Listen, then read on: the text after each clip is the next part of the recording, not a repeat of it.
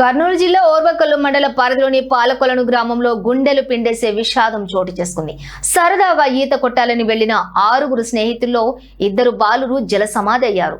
మృతులు కర్నూలు నగరానికి చెందిన విజయ్, అస్లాంగా గుర్తించారు.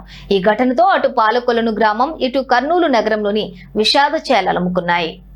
కర్నూలు నగరానికి చెందిన 6 స్నేహితులు సరదాగా గడపడానికి పాలకొలను గ్రామానికి చేరుకున్నారు. 6 బాలురు కలిసి చెరువు నీటిలోకి దిగారు. అయితే విజయ్ మరియు అస్లంలు ఈత కొట్టలేకపోయి అక్కడికక్కడే మరణించినట్లుగా తెలుస్తోంది. మృతుల కుటుంబాలు శోక సముద్రంలో గుండెలు పగిలేలా రోధిస్తున్నారు. ఈ ఘటనపై సమాచారం అందుకున్న పోలీసులు వెంటనే సంఘటన స్థలానికి చేరుకుని దర్యాప్తు చేస్తున్నారు.